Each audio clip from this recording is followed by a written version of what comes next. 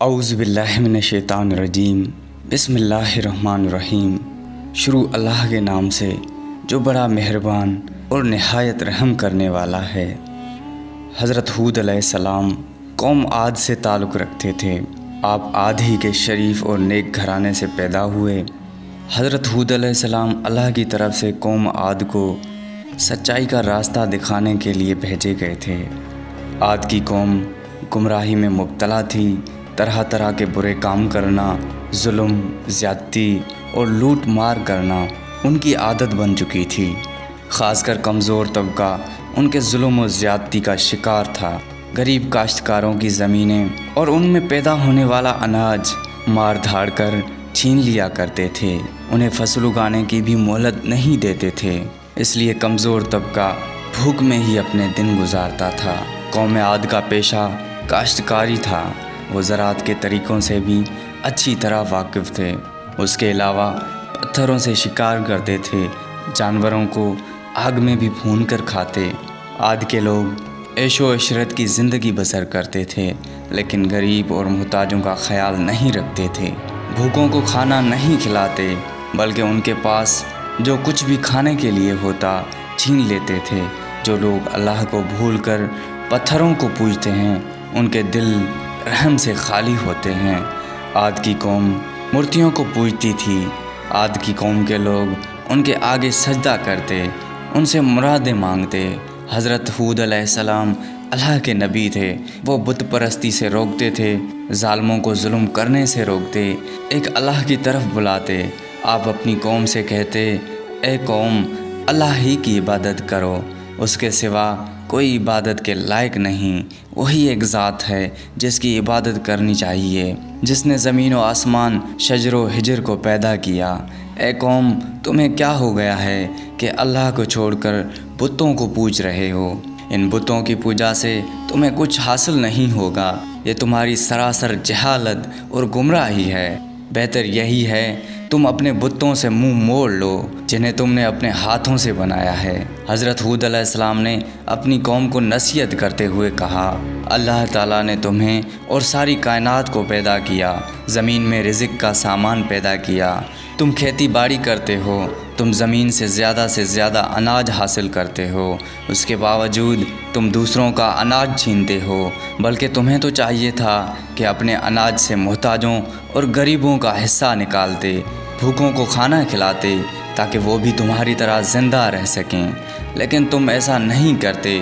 جو کچھ اللہ نے تمہیں دیا ہے اس کا شکر کرو، اور جن کے پاس اناج نہیں ہے تم انہیں کھانے پینے کا سامان دو۔ اگر تم ایسا نہیں کرتے تو یہ تمہاری بدبختی کی علامت ہے۔ حضرت ہود علیہ السلام کی نصیحتیں سن کر لوگ جواب دیتے، ہم سے کیا چاہتے ہو؟ ہم جو کچھ کرتے ہیں ہماری اپنی مرضی ہے۔ ہم اپنی محنت سے اناج پیدا کرتے ہیں، ہم کسی بھوکے کو کیوں کھلائیں؟ ہمارے پاس جتنا اناج ہوگا ہم طاقتور کہلائیں گے۔ ہم وہی کرتے ہیں جو ہمارے باپ دادا کیا کرتے تھے۔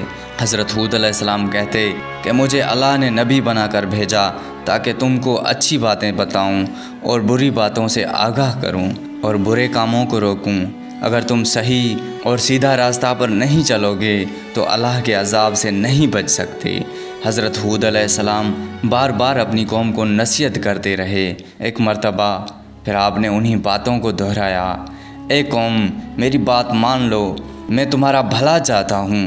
جو کچھ میں کہتا ہوں اسی میں تمہاری بھلائی ہے۔ حضرت ہود علیہ السلام نرمی سے سمجھاتے کہ کسی کمزور پر ظلم نہ کرو، کسی کا رزق تنگ نہ کرو۔ انہیں پیار سے سمجھاتے کہ اے قوم، میں تمہارا بھائی ہوں اور دوست ہوں، میں تم سے کچھ نہیں مانگتا۔ میں جو کچھ کرتا ہوں اس کا صلہ مجھے اللہ دے گا۔ قوم کا شبہ دور کرتے ہوئے کہتے، اے قوم، کیا تم یہ سمجھ رہے ہو کہ مجھ پر ایمان لاؤ گے تو تمہاری کھیتی باڑی برباد ہو جائے گی اور تمہارے عیش و عشرت میں خلل پڑے گا؟ ایسا کبھی نہ سوچو۔ اگر تم بتوں کی پوجا چھوڑ دو اور مجھ پر ایمان لاؤ تو اللہ تعالیٰ تمہارے مال اور اولاد میں برکت دے گا، تمہیں قوت عطا کرے گا۔ آپ نے اگلے زمانے کی باتیں یاد دلاتے ہوئے کہا، اے قوم، کیا اللہ نے گمراہوں کو ہدایت دینے کے لیے حضرت نوح علیہ السلام کو نبی بنا کر نہیں بھیجا تھا؟ اس قوم نے اللہ کی باتوں کا انکار کیا تو کس طرح اللہ کے عذاب نے انہیں پکڑا تھا۔ پھر تم میرے نبی ہونے کا کیوں انکار کرتے ہو؟ آپ نے بتوں کے بارے میں فرمایا، یہ بت جسے تم اپنا معبود سمجھتے ہو، یہ نہ کسی کے ساتھ بھلائی کر سکتے ہیں نہ یہ تمہیں نقصان پہنچا سکتے ہیں، بلکہ تم خود اپنا نقصان کر رہے ہو۔ آپ نے انہیں آگاہ کرتے ہوئے کہا، اے قوم، تمہارے جھوٹے معبودوں پر نہ میں ایمان لاؤں گا نہ ان سے ڈروں گا۔ میرا بھروسہ اللہ پر ہے جو تمہارا اور ہمارا پروردگار ہے۔ قوم عاد کے لوگ برابر نصیحتیں سنتے لیکن کوئی توجہ نہیں دیتے، ایک کان سے سنتے دوسرے کان سے اڑا دیتے۔ ایک روز قوم عاد کے لوگوں نے حضرت ہود علیہ السلام سے پوچھا کہ تم بار بار نبی ہونے کا دعویٰ کرتے ہو، تو اس کی تمہارے پاس کیا دلیل ہے؟ ہمیں دلیل دکھاؤ، ہم دیکھنا اور سننا چاہتے ہیں۔ بغیر دلیل دیکھے ہم اپنے معبودوں کو نہیں چھوڑیں گے، اور یہ بھی بتاؤ کہ جس عذاب کی بات کر کے ہمیں ڈرا رہے ہو وہ عذاب کب آنے والا ہے؟ حضرت ہود علیہ السلام نے جواب دیا کہ تم مجھ سے سوال کرتے ہو کہ عذاب کب آنے والا ہے، یہ تو اللہ ہی بہتر جانتا ہے۔ میں تو صرف اللہ کا پیغام پہنچانے والا ہوں اور آنے والے عذاب سے خبردار کرنے والا ہوں۔ ان تمام کوششوں کے باوجود گمراہ قوم راہ راست پر نہ آئی۔ اللہ کے غضب نے جوش مارا اور عذاب کے آثار پیدا ہونے لگے۔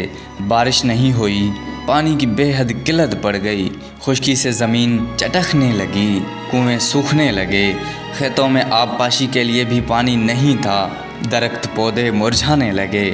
قوم عاد پانی کے لیے ترس رہی تھی، پانی کا ایک قطرہ بھی میسر نہیں تھا۔ حضرت ہود علیہ السلام نے اپنی قوم سے کہا، اے میری قوم، اپنے رب سے گناہ بخشواؤ اور پھر رجوع کرو تاکہ اللہ بارش برسائے۔ نافرمان لوگوں نے کہا کہ ہم اپنے گناہ نہیں بخشوائیں گے اور تمہیں رسول بھی نہیں مانیں گے۔ لوگ بارش کے لیے ہر وقت آسمان کی طرف دیکھتے رہے، شاید کہیں سے بادل آ جائے اور بارش برسائے۔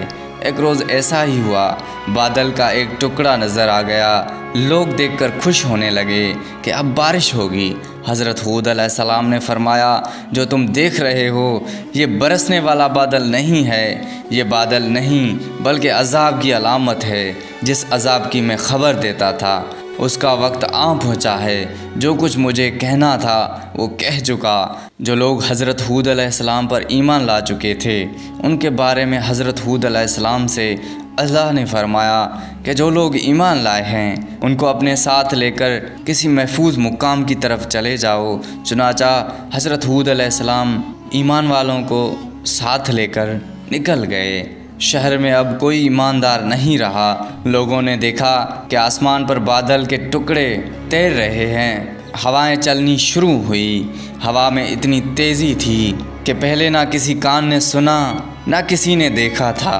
دیکھتے ہی دیکھتے آندھی چلنے لگی، مٹی اور دھول اڑ رہی تھی، بڑے بڑے درخت جڑ سے اکھڑنے لگے، ہر طرف اندھیرا چھا گیا، ہر شے ہوا میں اڑنے لگی، آدمی بھی نہیں ٹھہر سکتا تھا نہ بیٹھ سکتا تھا۔ ہوا کے زور سے بڑی بڑی مضبوط عمارتیں بھی گر گئی، ہر طرف چیخو پکار کی آوازیں ہواؤں کے شور میں دب کر رہ گئی۔ قوم عاد کو اپنی مضبوط مکانوں پر بڑا ناز تھا، یہ تمام مکانات زمین میں دفن ہو گئے، زمین پر کچھ بھی نہیں بچا۔ یہ آندھی 8 دن اور 7 راتیں رہی۔ جب آندھی تھمی تو لاشوں کا پتہ بھی نہیں تھا۔ عاد کی قوم نے غرور اور تکبر کیا، ایک اللہ کو چھوڑ کر بتوں کو ماننے لگے، انہی سے مرادیں مانگا کرتے تھے، نبی کی باتوں کا انکار کیا۔ جب عذاب کے دن قریب آنے لگے تو اللہ نے نیک لوگوں کو بچا لیا، گمراہوں کو عبرتناک سزا ملی۔ عاد کی قوم کا صرف کتابوں میں ذکر پایا جاتا ہے، آباد شدہ شہر کے آج بھی درس عبرت دیکھنے کے لیے زمین پر دیکھے جا سکتے ہیں۔ اللہ پاک سے دعا ہے کہ اللہ پاک ہمیں نیک کام کرنے کی توفیق دے، تمام ان کاموں سے بچائے رکھے جس میں اللہ پاک کی ناراضگی ہو۔